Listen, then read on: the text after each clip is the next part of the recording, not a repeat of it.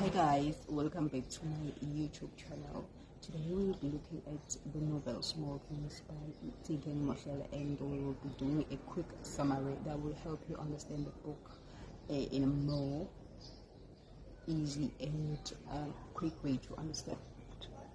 Now we will be taking a look at chapter by chapter until chapter 8.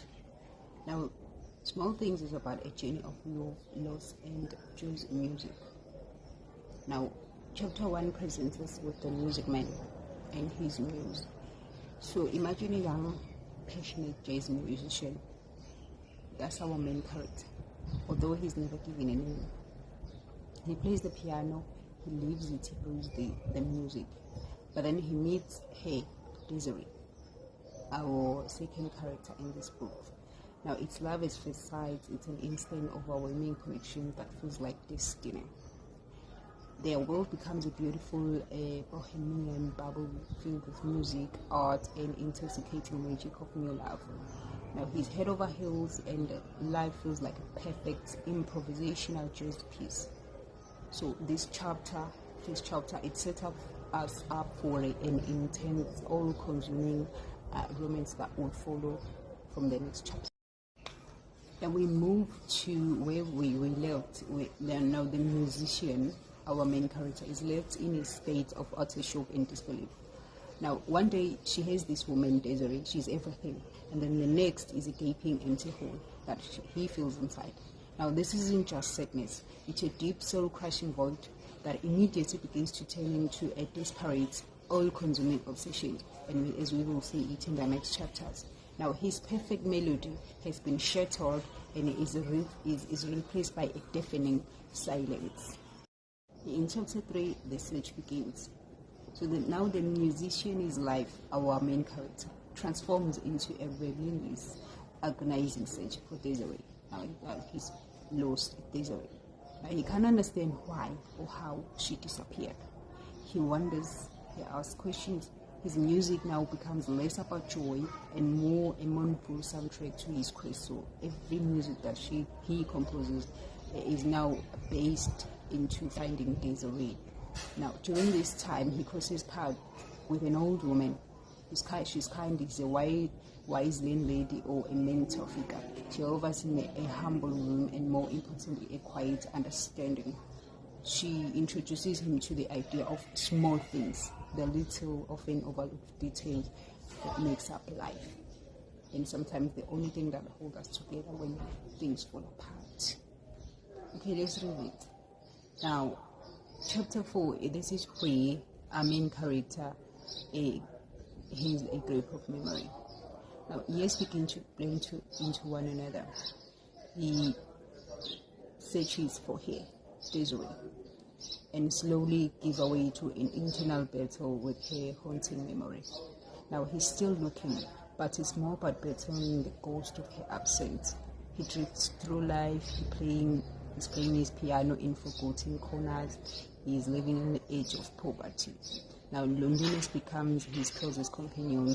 Every note he plays, every song he hears seems to echo of Desiree. His music, once a source of pure joy, now often feels like a painful reminder of what he lost. Now, chapter 5 gives us a theme of philosophy playing on the piano. Now, as the years pass, the search continues.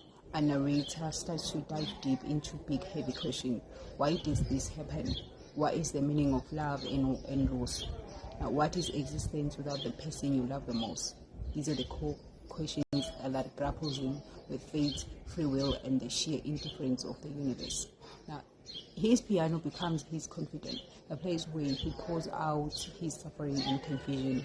The old woman, quiet wisdom, sometimes offers a flicker of light, urging him to see the beauty even in brokenness, to find meaning in the small thing that persists.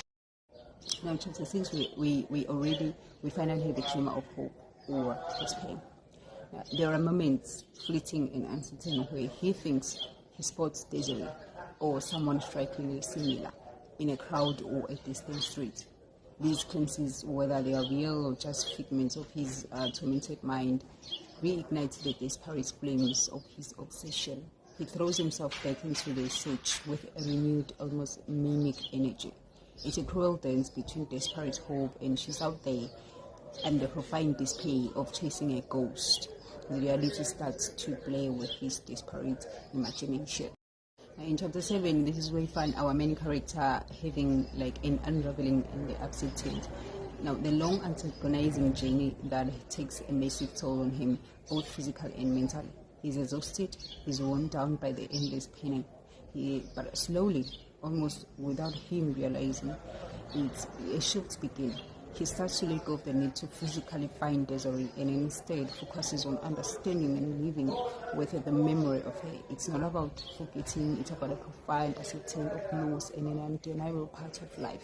He begins to truly grasp the old elements they say about the small things, finding comfort in warm meals, a beautiful cold, quiet moment of peace. At last, this is where our main character sees the earth and the future. By the end, our musician is still deeply marked by his profound loss, of course, but he's no longer utterly consumed by it.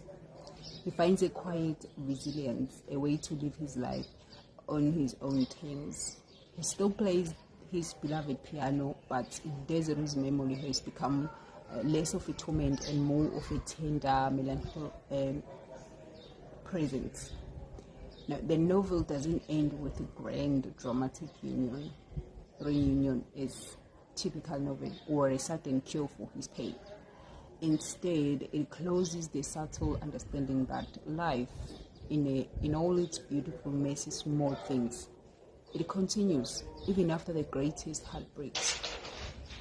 Our main character finds a kind of peace and harmony in the echoes of his past and in the enduring, quiet power of his music. It's a bittersweet but ultimately hopeful conclusion, a statement to the human spirit's ability to endure. So that's what, in a nutshell, Small Thing by Nthikeng, a South African writer, is about. And mostly